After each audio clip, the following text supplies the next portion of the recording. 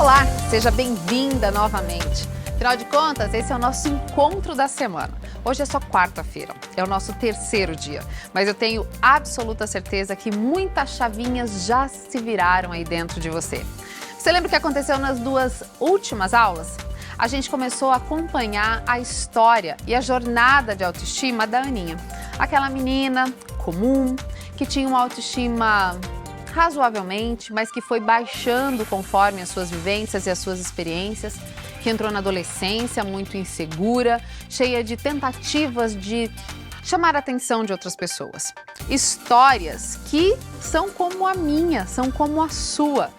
Durante esses 2 dias, nós vimos como a autoestima ela é formada lá no início da nossa vida e como as nossas experiências e as nossas vivências, tanto internas como externas, elas colaboram para a formação dessa autoestima.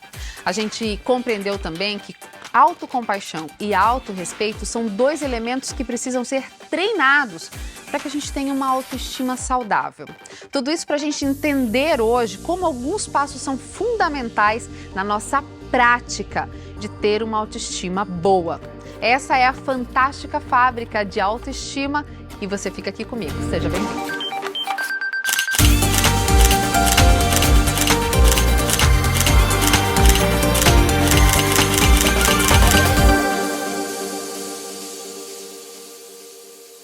Em que momento da história você se identificou com a Aninha? Comenta aqui no chat. Quero saber, inclusive, quem está comigo desde o primeiro dia, de onde você está comigo desde o primeiro dia. Lembrando que hoje ainda, na live da noite, nós vamos sortear uma semana de spa, uma semana de madame para quem assistiu todas as aulas e participou de todos os quizzes que a gente fez aqui durante os dias, tá? Segunda, terça e o de hoje. Então, se você participou, se você respondeu e assistiu, você estará concorrendo hoje à noite. Vai ter live com mais um convidado especial e você vai ter a chance de passar uma semana delícia de madame. Não se esqueça de me agradecer depois.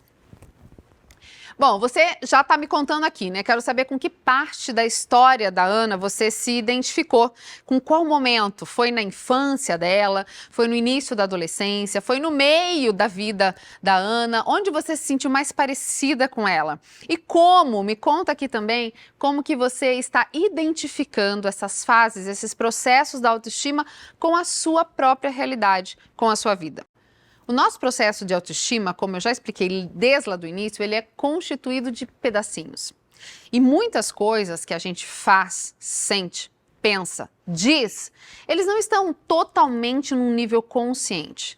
Muitas dessas ações e desses pensamentos, desses sentimentos, eles estão no nível subconsciente. A gente repete aquelas coisas que a mãe fez e mesmo que hoje a gente pense, nossa, foi errado, que péssimo que ela fez isso, a gente se pega fazendo igualzinho, a gente se pega procurando um marido, um namorado com padrões muito semelhantes aos do nosso pai. Mas, Fábio, eu não gostava do jeito que meu pai era. Fábio, meu pai me traumatizou. Por que eu estou buscando igual? Porque a gente vai seguindo padrões e enquanto a gente não está atenta a esses padrões, a gente segue reforçando todos eles. Sabe por quê? Porque foi o que você aprendeu. Foi aquilo que o seu cérebro internalizou como um modus operandi. E você continua fazendo igual. Tem como quebrar isso? Tem, mas você precisa de uma ação consciente. E vendo todas essas coisas que a gente viu sobre a vida da Aninha, sobre as histórias que eu contei, sobre as minhas próprias histórias, a gente fica pensando, existe um momento que dá para mudar? Existe esse momento em que eu posso tomar consciência e ser diferente? E aí vai ter muita gente comentando assim, pra mim não dá. Sabe o que é, Fábio? Até entendi esse negócio aí, mas eu já sou velha demais, né? Já passou muito tempo, eu vivi muita coisa, foi muito intenso, já se foram 3 décadas, 4 décadas, 5 décadas nesse processo de autoestima quebrada, nesse processo de autoestima zoada, com tantos e tantos padrões repetidos que eu trago dos meus pais. Eu não mudo mais. É a famosa síndrome de Gabriela.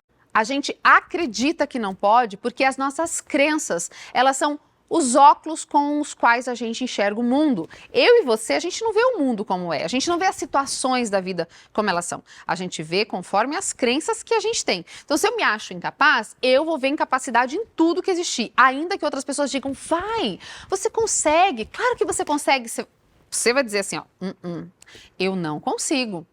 Ainda que outras pessoas vejam talento em você, você vai dizer, eu não sou talentosa não, Fábio.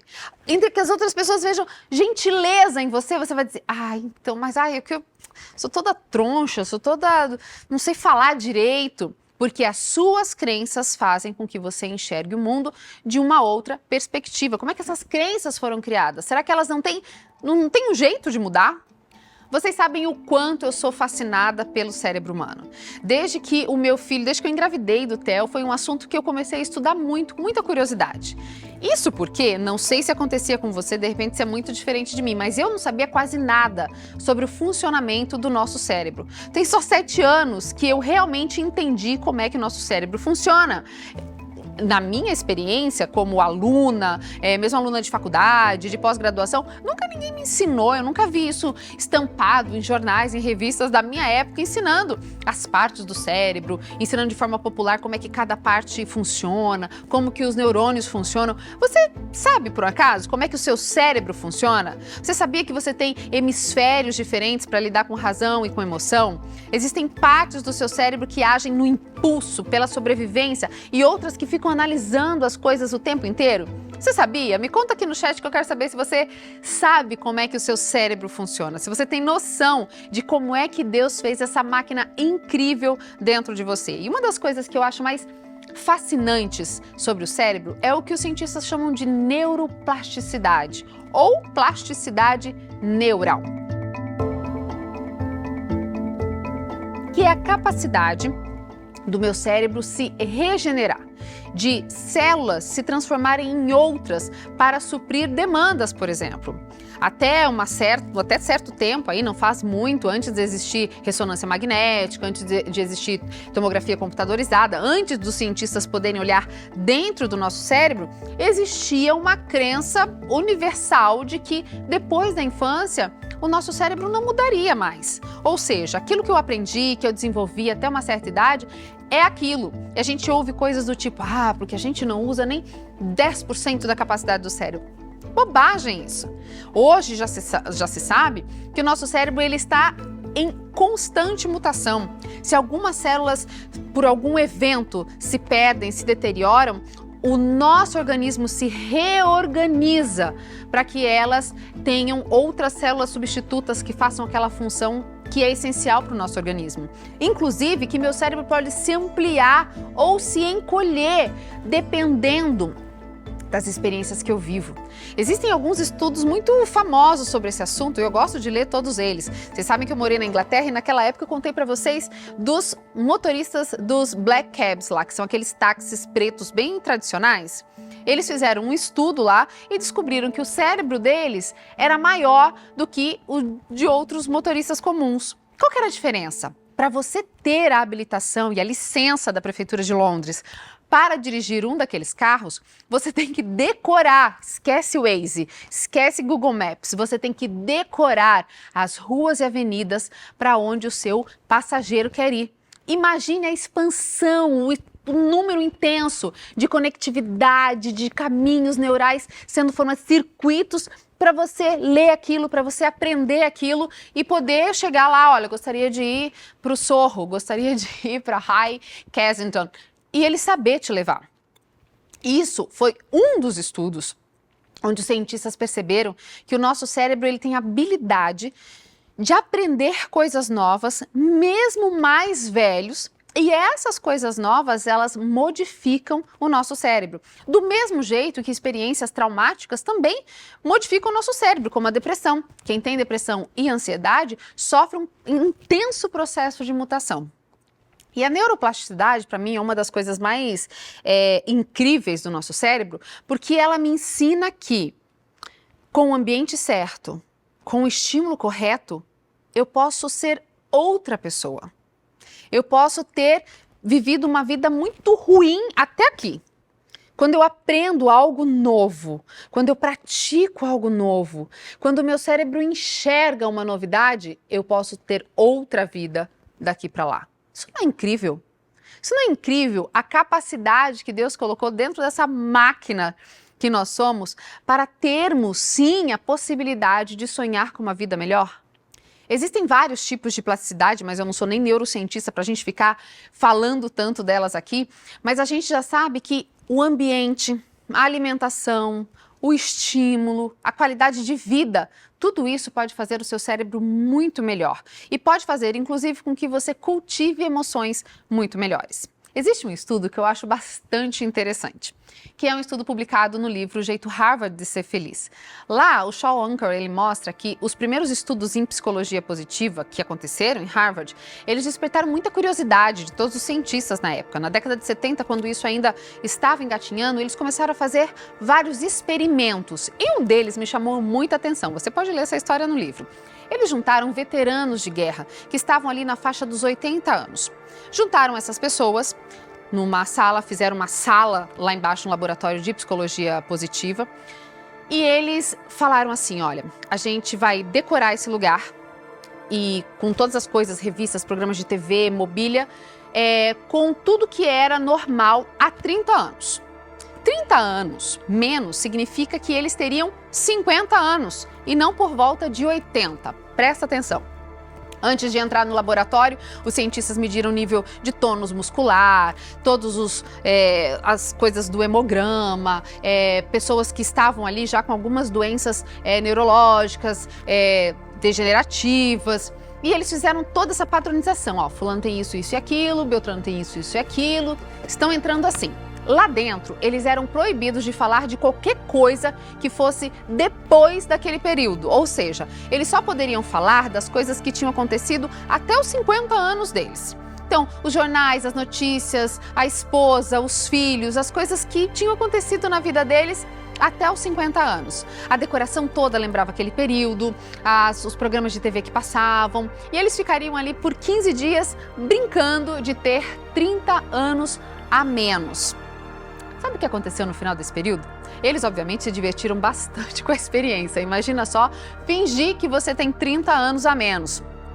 No final dessa experiência, eles foram de novo observar clinicamente esses veteranos. E eles descobriram coisas incríveis. Para começo de conversa, a maioria deles teve a sua força vital, o seu tônus muscular, doenças neurodegenerativas em retrocesso. Sim. Gente que entrou ali conseguindo levantar 5 quilos, agora levantava 10, porque era 10 quilos que eles levantavam quando eles tinham 50 anos. Pessoas que estavam com lapsos de memória, com problemas como o Parkinson, por exemplo, foi uma das doenças, já não tinham mais, não apresentavam mais. Os cientistas ficaram intrigados e eles chegaram à conclusão, depois de muita controvérsia, de que por pensarem que tinham 30 anos menos, o corpo deles de fato entendeu que isso era verdade e reconstituiu e regenerou todo o organismo. E o cérebro deles mandou comando para todo o organismo dizendo: pera que essa doença é de 80, eu só tenho 50. Calma que esse negócio de 79, eu só tenho 50. E o organismo deles foi modificado. Isso se chama neuroplasticidade. Isso é plasticidade neural. Porque aquilo que você acredita no seu coração, aquilo você é. O cérebro não distingue o que é real do que é imaginário. O nosso cérebro trabalha com imagens, com conceitos. O nosso sistema nervoso, ele pode ser mudado, moldado durante toda a nossa vida.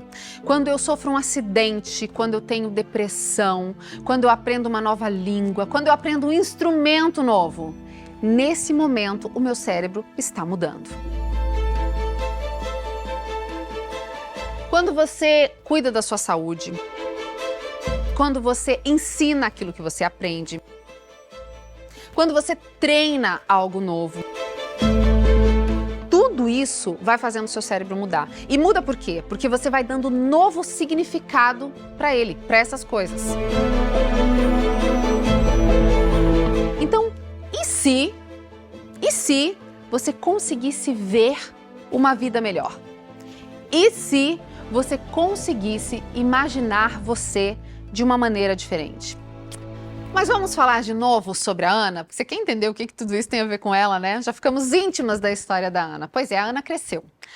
A Ana cresceu e ela é uma mulher adulta, com muitas marcas que a vida, que as experiências foram deixando sobre ela. E isso acontece com você e comigo também. Tudo que a gente vai vivendo vai se acumulando na gente, vai nos marcando de alguma forma.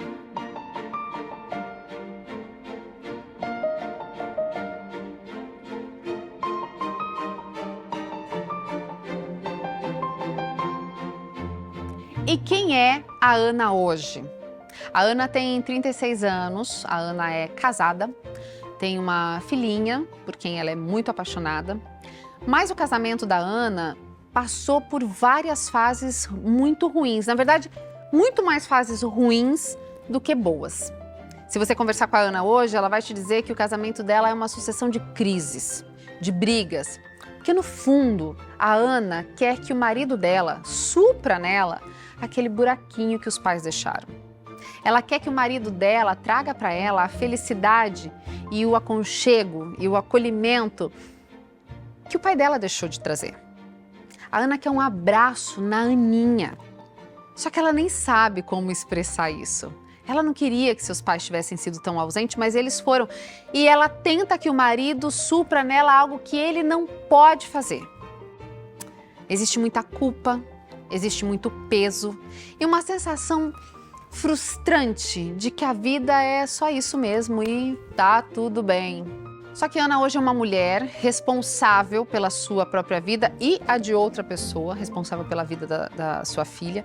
Ela tem um trabalho, ela tem responsabilidades e ela patina na vida. É como se as coisas ainda não tivessem engrenado. E sabe por que isso acontece? Porque a Ana é sempre vítima. Ela sempre se coloca como vítima. E, gente, vítimas não vencem. Vítimas não fazem a vida acontecer. Ela ainda culpa seus pais por tudo. Ela ainda não entendeu, a essa altura da vida, que é ela quem precisa e pode mudar. Mas um dia aconteceu algo interessante com a Ana. Ela estava passeando no bairro da Liberdade. Quem é de São Paulo sabe, o bairro da Liberdade tem uma influência nipônica grande ali. E ela passou na frente de uma loja e ela achou essa loja, no mínimo, estranha. Ficou ali na frente da vitrine, olhando aquelas peças. E ela pensou, eles estão vendendo coisa quebrada? Olhou para um lado, olhou para o outro, viu que dentro do ambiente era um ambiente sofisticado. Não condizia com botar peças quebradas na vitrine. Ana ficou curiosa. Eu também ficaria. E ela entrou.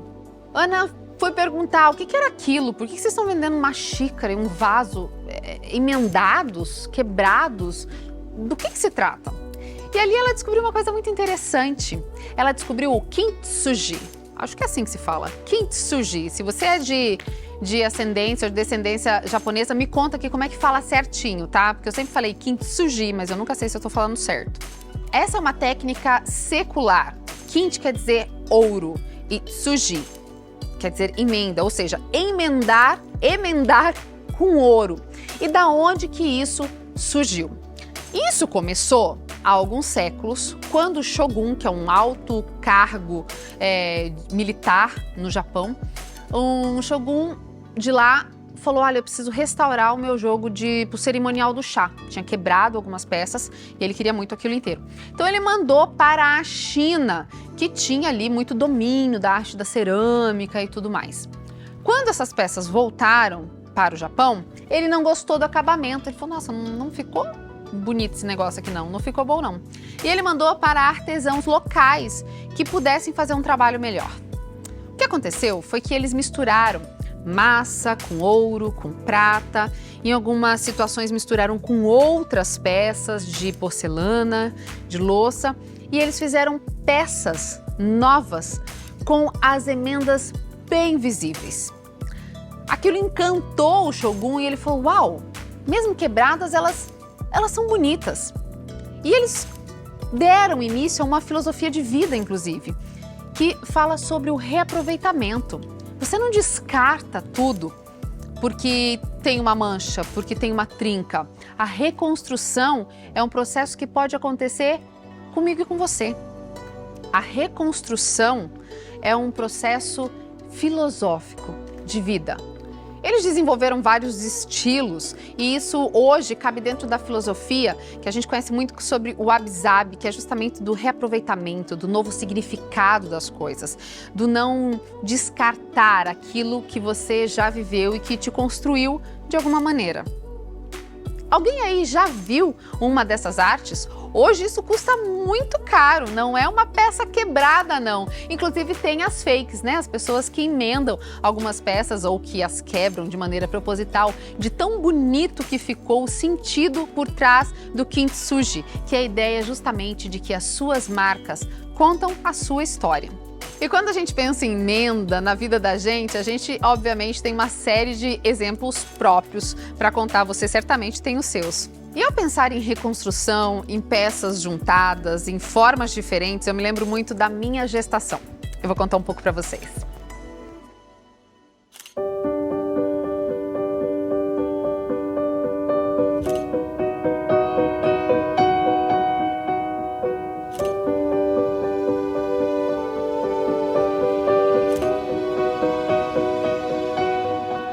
A gravidez ela tem um papel muito importante na vida da gente, é um momento de transformação e para mim isso tudo foi muito efervescente, porque além de tudo eu demorei muito, foi necessário muito sacrifício, muitas mudanças, muito empenho mesmo para eu conseguir engravidar, para eu poder ter os meus filhos. Só que assim que eu engravidei, e naquele começo eu estava vivendo uma fase assim muito boa de autoestima, a minha imagem estava condizendo com tudo que eu queria. Vocês lembram que eu tive que passar por um período de perda de peso para conseguir engravidar e tudo mais. E de repente o seu corpo começa uma série de mudanças para a qual você não estava exatamente preparada. Isso acontece com muitas mulheres e quem já tem filho aqui, quem já engravidou em algum momento sabe disso. De repente aquela calça não serve mais, de repente passam-se 2, 3 meses e aquela roupa já começa a ficar justa, você ainda não tem uma barriga de grávida, mas você sabe que você está grávida, você não quer se restringir tanto, porque afinal de contas você passou anos esperando por aquilo, mas você começa a não se reconhecer direito no espelho, as coisas vão ficando um pouco mais turvas, você vai aumentando. Eu tive muito sobrepeso na minha gestação, eu engordei, passei dos 100 quilos na gestação do Teodoro, de repente eu me olhava no espelho e era outra pessoa, e eu não conseguia me ver direito, eu não conseguia achar tão bonito. Eu me achava maravilhosa porque eu estava gerando, eu via aquela barriga e pensava, gente, o filho dos meus sonhos tá aqui dentro, mas eu olhava para todas aquelas formas arredondadas, pro meu rosto enorme e eu dizia, cadê eu? Onde é que eu tô? E já conhecendo essas técnicas todas de melhoramento da autoestima, de controle mental, eu falei para mim mesma, bom, eu preciso melhorar o que está fora, porque eu vou olhar para isso que está fora para eu poder melhorar o que está dentro. E eu comecei a fazer um diário da minha gestação com fotos. Então, às vezes, chegava no dia que eu queria tirar foto para fazer o diário e eu não estava disposta, eu estava me achando assim, horrorosa. Eu sei que tem grávida que se acha linda, mas eu me achei muito feia, para ser bem sincera. Mas eu ia lá, me maquiava, me arrumava, fazia esse tipo de foto aqui, tirava as fotos e fazia no diário, dizendo como eu me sentia, mas como de fato eu estava me vendo. E esses diários, esse processo de escrever, de me ver, de melhorar o que estava fora para melhorar o que estava dentro, foi fazendo eu enxergar a minha gestação como um processo de maior crescimento da minha autoestima. Ele não brotou do nada, não foi um negócio assim, agora estou com autoestima, não. Foi um processo ativo e consciente. Eu preciso melhorar a minha autoestima nesse período. Que ferramentas eu vou usar para isso acontecer? Entende? 2 aqui eu usei e que você pode usar. Eu usei o diário, ou seja, eu fiz escrita terapêutica e eu usei o processo de melhoramento da minha imagem, de autoimagem, para que eu pudesse melhorar o que estava dentro.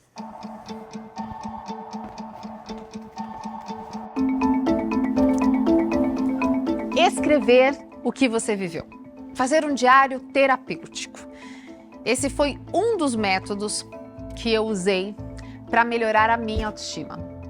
E talvez você pare para pensar, mas o que tem a ver escrever? Bom, hoje a gente já sabe que o processo de escrita terapêutica é inclusive um método usado em consultório para melhorar o seu processo de lembranças, de ressignificação. Mas imagina só ter tudo isso organizado, um passo a passo de como você pode transformar a sua autoestima, estando plenamente consciente. Foi isso que eu fiz lá atrás, aí na minha segunda gestação, em 2020, quando minhas filhas nasceram, eu criei o programa Jornada da Autoestima, que na época ainda era enxuto, ele era menor. E mesmo assim, olha só o que aconteceu. A primeira jornada da autoestima que eu fiz foi em 2020, no meio da pandemia. E me chamou muita atenção a forma que ela falou sobre esse curso. Então, eu pensei assim, vou fazer para mim aprender a me conhecer melhor, a ter uma autoestima melhor, porque nós, como mulheres, muitas vezes sentimos assim, nossa autoestima lá embaixo. O que me chamou a atenção é porque a Fábio sempre bateu na tecla que não seria uma autoestima só pensando na beleza, na aparência, mas também pensando em quem você é. E o que eu gostei dessa jornada é que, além das teorias, de todo o conhecimento que ela traz exercícios, ela traz formas de você praticar isso. E praticando, hoje eu sou uma nova versão muito melhorada de mim. O que eu aprendi na jornada é me respeitar, é me amar, é olhar para a Késia como se ela fosse uma criança e conseguir pegar ela no colo e falar, tá tudo bem, você é boa, você consegue. Depois da jornada foi como se a Fábio tirasse uma venda dos meus olhos, pelo simples motivo das dicas que ela dava diariamente. Foi colocando aos poucos na minha vida e fui transformando pequenos detalhes que hoje fazem grande diferença. Eu recomendo essa jornada para todas as meninas, mulheres que eu conheço. É uma jornada de autoconhecimento, muito esclarecedor, traz assim, muita clareza para a nossa vida. Então, todas as pessoas devem fazer para se conhecer melhor e entender melhor como que a autoestima ela funciona no nosso dia a dia. Da última jornada para agora, imagina quanta coisa mudou. Afinal de contas, eu passei por muitos processos, eu aprendi coisas novas, eu vivi alguns baixos bem profundos e tudo isso me fez transformar aquilo que era bom, que essas mulheres já falaram que era bom, em algo ainda muito, mas muito melhor. Quando eu fiz tudo isso, eu pensei em você. Eu queria que você se sentisse capaz de lidar com os momentos tristes da sua vida, porque eles existem e vão continuar existindo. Eu queria que naqueles dias em que você chora sozinha no banheiro, porque nem quer dividir com ninguém as dores, que naquele dia você soubesse o que fazer quando essas tristezas chegassem. Eu queria que as outras pessoas olhassem para você como uma referência de uma mulher completa, inteira. Que os seus filhos te olhassem como essa pessoa que eles um dia vão querer ser. Eu queria que você olhasse no espelho e tivesse orgulho de todas as coisas que você já enfrentou. Que você olhasse para trás e visse aquele caminho que você percorreu com respeito. Que você conseguisse se abraçar e dar um novo significado para coisas que já aconteceram contigo. Que ao olhar para o hoje na sua vida, você entendesse que sim, fizeram muitas coisas com você, mas que sim, você pode fazer coisas novas das coisas que já fizeram para você um dia. Eu queria que você tivesse um novo significado de vida. Eu queria que você olhasse de novo e se enxergasse como uma peça valiosa de kintsugi. Que mesmo em alguns momentos lascada aqui, quebrada aqui, com uma trinca aqui, ainda fosse emendada por ouro. E sabe o que me emociona? É saber que você pode ser essa mulher. Sim, como pode? E esse foi o caminho que a Ana escolheu trilhar. Ela escolheu ser responsável pela vida dela. Ela ela aprendeu o caminho e falou, eu vou trilhar esse caminho. Eu não vou conseguir tudo agora. Vai ser um passo de cada vez, só que sucessivamente. Um caminho, uma jornada, mas uma jornada ininterrupta. Não é só colocar bilhetinho no espelho, que muita gente usa como técnica de autoestima. Não, a gente se acostuma. Hoje a gente sabe que o nosso cérebro se acostuma com a paisagem cotidiana, com esses bilhetinhos no espelho, e a gente nem nota eles depois. Mas e se ela se arrumasse para ir para o espelho? E se ela ensinasse o seu cérebro que a sua imagem era mais agradável do que ela pensava ou se lembrava?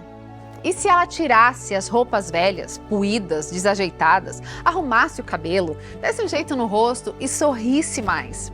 E se ela pegasse a filha dela no final de cada dia para agradecerem, sim, uma cerimônia de gratidão, por pequenas coisas que elas tivessem naquele dia? E que tal ela tirar 10 minutos do seu dia e deitar no chão e ouvir uma música agradável que faça com que ela se sinta bem?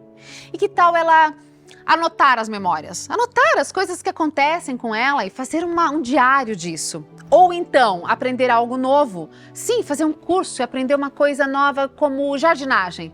Ela aprendeu a cuidar de flores. Um a um. Esse caminho na direção que os seus passos conduziam. Só que consistentemente. Agora, a Ana se via e se sentia como responsável pela sua autoestima. A cada dia, a cada passo, a cada degrau, a potência estava nela. E ela agora entendia que ela tinha esse poder. Deixa eu contar uma coisa para vocês.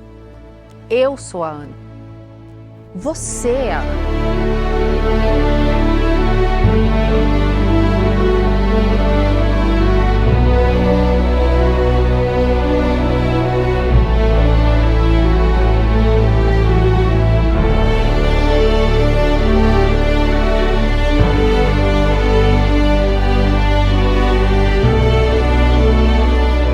Todas nós, de alguma maneira, fomos quebradas no momento, tivemos sonhos destruídos. Em algum momento alguém te magoou.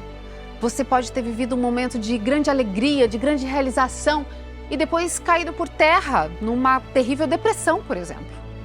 Eu e você somos um pouquinho de Ana. Temos as nossas memórias doloridas, temos os nossos traumas. Cada uma de nós carrega uma história. Talvez nesse momento você esteja desejando viver uma vida muito melhor do que essa que você tem vivido. Talvez você não quer mais essa vida que está com você, que te persegue há tantos anos. Se você quer essa mudança de dentro para fora e também de fora para dentro, se você não quer mais viver essa vida do jeito que você tem vivido, deixa eu te falar uma coisa, você pode. Você sabe que você pode. Seus pés nunca irão onde a sua mente não foi. Isso é bíblico. Primeiro a gente sonha, primeiro a gente tem fé nas coisas que ainda nem existem. Primeiro a gente pensa e sonha e depois a gente vai. Mas Fabi, eu não sei como fazer isso. Claro que não. A sua vida é reclamar, você só sabe lembrar das tristezas, você gosta de sofrer por tudo que já passou na sua vida, você só quer se colocar como vítima o tempo todo, porque nesse lugar você consegue arrumar culpados, você consegue inventar desculpas. É isso, né, que você sabe? Então é preciso, antes de tudo, desaprender, para daí então você aprender.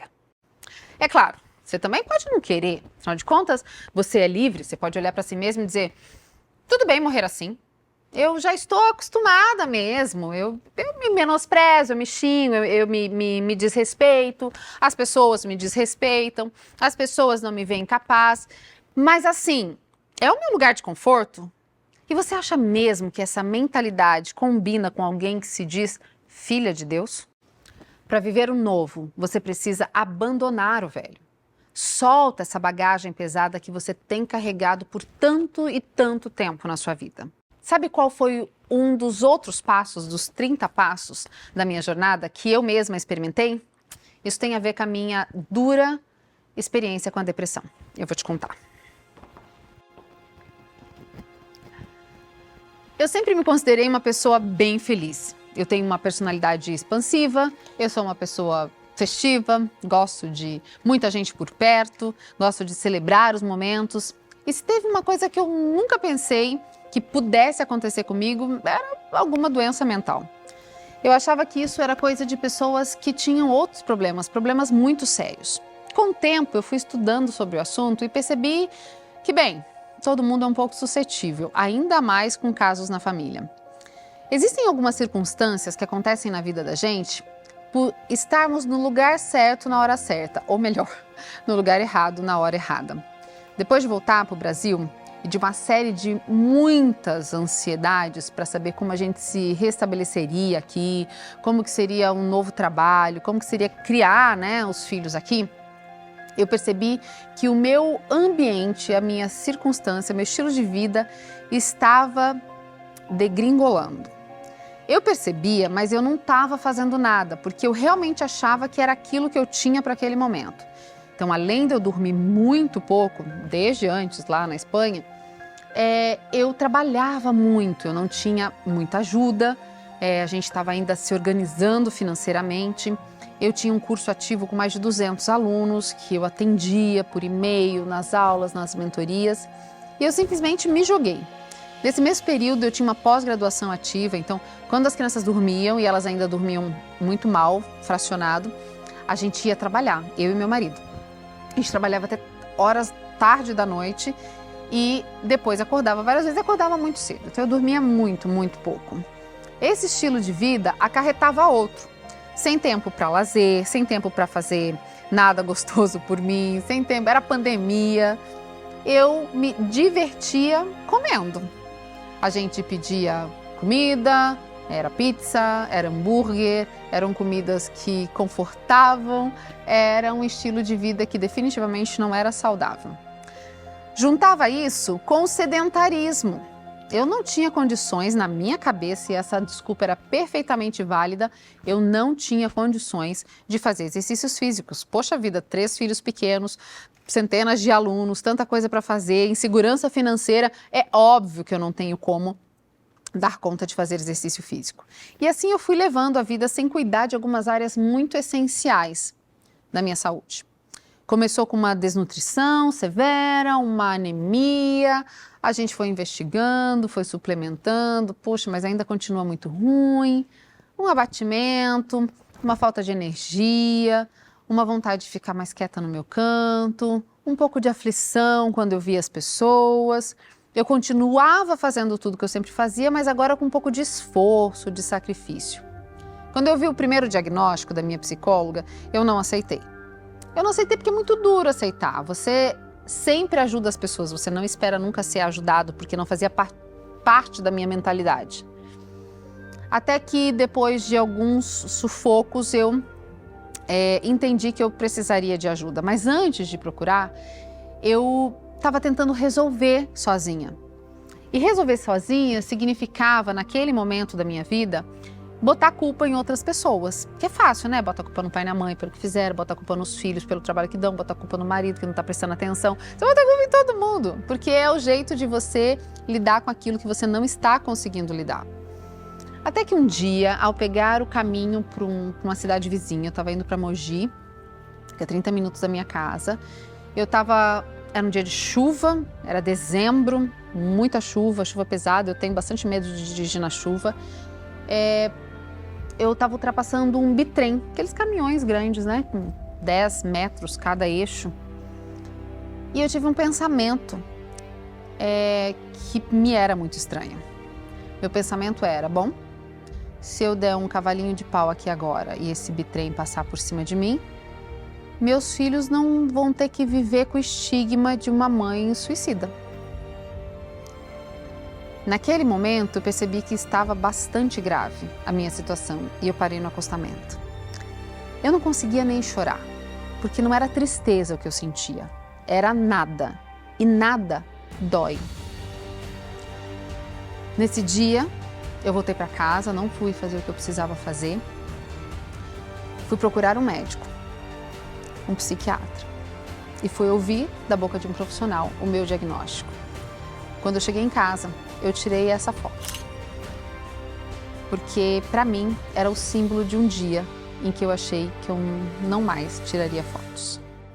Quem vê uma foto assim hoje, arrumada como eu estou, contando da minha vida e podendo ajudar outras pessoas, não podia imaginar que essa mesma mulher aqui é essa daqui da foto. Porque é isso que a gente imagina, né? A gente imagina que as pessoas que a gente conhece, que a gente segue, que a gente vê prontas, nasceram assim.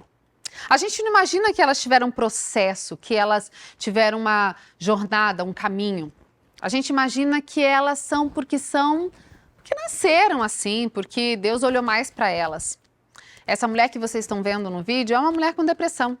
É uma mulher que pensou que talvez essa fosse a sua última foto. Essa mesma mulher, assim como a Aninha, lembra? Ela viveu processos. E o processo que ela criou para outras pessoas serviu para ela. Porque a nossa vida é uma constante jornada. A nossa vida é crescimento, é contínuo aprendizado. A gente termina uma jornada, aprende, pratica, muda. Aí vai para outra jornada, aprende, pratica, muda. E a gente continua. Só que quando a gente tem um caminho, quando a gente tem um trilho, isso fica muito mais fácil do que a gente ficar, bate cabeça, vou aqui, não dá certo. Vou aqui, não dá certo. A gente fica batendo a cabeça, tentando achar um caminho, mas e se esse caminho já estiver pronto? Se alguém, ou se muitos alguém, tiver trilhado isso antes, para te dizer, olha, isso aqui facilita seu caminho, isso aqui deixa mais eficiente. Se essas coisas já estiverem prontas para você, melhoraria a sua vida? Faria com que as coisas tivessem mais sentido? Pois é isso que a Jornada da Autoestima traz. Quando a gente começou esse projeto lá atrás, na minha segunda gestação, a ideia era uma semana de acompanhamento. A gente falava, a gente explicava e a gente fazia. E isso teve um impacto tremendo na vida de centenas de mulheres. Aí na segunda jornada a gente pensou, por que não ampliar? Se uma semana fez o que fez, imagine se nós fizermos 2 semanas. 2 semanas com acompanhamento, com lives, com profissionais. Aí tudo isso aconteceu. Minha vida mudou, tive mais filhos, mudei de país, de continente, mudei tantas coisas, altos e baixos. E eu pensei, não, 2 semanas não são pouco, dá para fazer mais, dá para fazer melhor. Por que não 30 dias? Por que não 1 mês, juntas, todos os dias? Aprendendo, praticando, aprendendo e praticando. Mas, não só o que eu sei, por que não ter mais profissionais? Pessoas competentes em suas áreas, nutrição, educação física, psicologia, alguém da área de sexualidade, alguém que me ensine a me vestir melhor. Sim, estilo. Por que não juntar uma série de profissionais que mexem diretamente com a nossa autoestima? Quando a gente vê a Aninha mudando de roupa, mudando de fases, mudando tudo, a gente pensa, quanto tempo isso levou? Se a gente bate a cabeça sem saber para onde ir, talvez leve muito tempo. Mas e se a gente fizer uma jornada em que o nosso caminho vai ser encurtado em 30 dias, num processo onde as suas chaves serão viradas a cada dia, onde você vai ter cada dia a chance de fazer de novo, de ser outra pessoa. Eu sei que você pode se acomodar nesse lugar, mas, sinceramente, é isso que você quer para sua vida até o resto da sua vida? Você quer viver isso aí, essas dores, essas culpas, até o final? Você quer chegar no seu leito de morte e dizer, é isso, gente, eu até sabia que existiam opções, mas eu preferi ficar aqui. É isso que Claro que não é isso que você quer. Ninguém quer viver assim. A gente quer plenitude. A gente quer andar com mulheres que formem o nosso ecossistema, que formem o nosso ambiente, que nos ajudem a melhorar. A gente não quer ficar patinando, se odiando, se menosprezando, se acusando. Claro que você não quer isso. Eu não quero isso. Eu não quero isso pra você. A última vez que eu acompanhei pessoas por 30 dias, obviamente teve um preço. É o custo do meu tempo, é o custo do meu expertise, são quantos livros eu li, são quantos cursos eu fiz. Tá tudo certo, todo mundo sabe que a gente não põe preço no trabalho dos outros, porque ele tem valor. Mas a última vez que eu fiz um acompanhamento assim, custou isso aqui. São os meus alunos que escrevem um livro em 30 dias. Vocês já conhecem, tá indo para a 6ª turma. Eles ficam comigo durante 30 dias. E é esse o valor que eu cobro. Mas eu sei que, apesar de justo, é um valor que exclui muitas pessoas.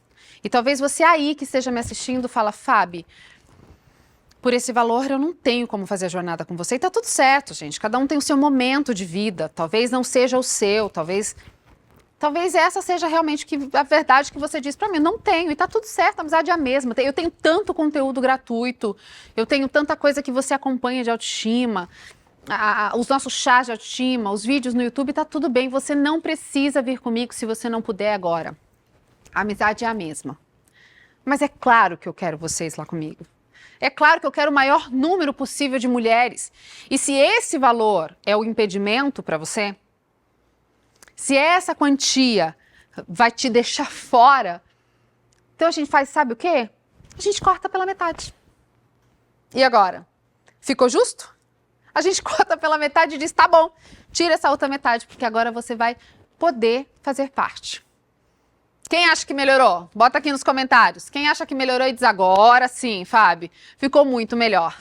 Claro que ficou muito melhor. Assim você pode entrar.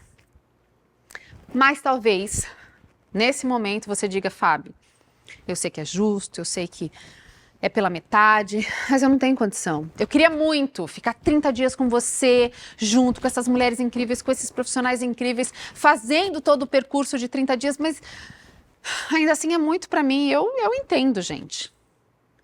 Então a gente vai fazer uma coisa. Se você até hoje só ficou contando historinha pra você, pra justificar tudo que você não faz por você, se até hoje tudo que você fez foi dizer, culpa do meu passado, né? Culpa dos meus pais, culpa dos meus traumas, culpa de tudo que eu não... Se você não... né? É essa a história que você conta pra ficar confortável. E para isso você julga que o financeiro é o seu maior impeditivo. Então vamos fazer um negócio? Vamos tirar essa última chance de você se desculpar? Tá bom? Olha bem para mim agora. Olha bem aqui. Se a sua desculpa para não entrar numa comunidade assim, para não fazer parte de um processo assim, que vai restaurar o seu entendimento sobre a sua vida, que vai restaurar o seu entendimento sobre autoestima, sobre autorrespeito, sobre autoimagem, se tudo isso você vai jogar tudo por terra com a desculpa de que, caro, né, Fábio, não posso? Então para. R$1. R$1,15 por dia. Quanto custa um cafezinho, gente? 3? 2? 1 eu sei que não custa. Quanto custa aquela água do semáforo? Que você para na hora do congestionamento, você pega pela janela do busão. É menos que isso. Menos que isso. Você pode dizer que não quer. Tudo bem.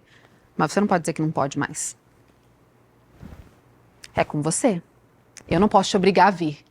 Mas se você quiser vir, eu vou te pegar pela mão. Domingo começa. Por 30 dias, nós vamos ficar juntas. Eu, você e os profissionais que estão convidados para a nossa jornada. Poderia fazer isso sozinha? Poderia, já fiz isso sozinha? Já fiz, mas imagina só ter um time junto com a gente. São 30 dias divididos em 4 semanas. Na primeira semana, a gente vai ter um acompanhamento nutricional, mentoria mesmo. A gente vai falar ao vivo com esses profissionais. Acompanhamento nutricional. Você vai entender o que você pode fazer para aquela melhoria de 1%. E vai ter acompanhamento físico, sim, uma instrutora. Vai lá, vai tirar as dúvidas que você tiver, você vai poder conversar com ela, sanar. Primeira semana a gente vai focar na nossa saúde. Depois a gente vai ter acompanhamento com um terapeuta, um psicólogo, que vai conversar com a gente sobre aqueles assuntos todos que a gente, poxa, queria tanto uma consulta e não vou. Aí a gente vai ter uma consultoria de imagem. Sim, você vai saber como que você fica melhor vestida, quais as cores que combinam melhor com você, ao vivo, para poder tirar dúvidas.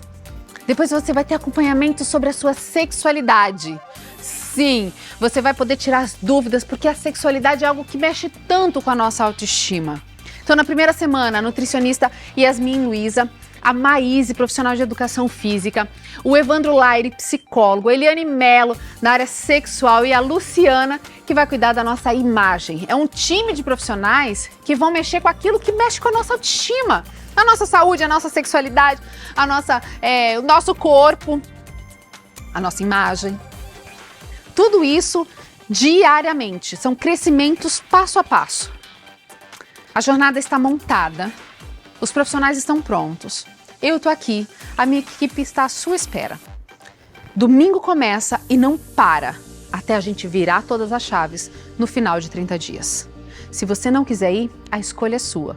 Mas se você quiser uma vida melhor e extraordinária, aí o compromisso é meu. Só vem.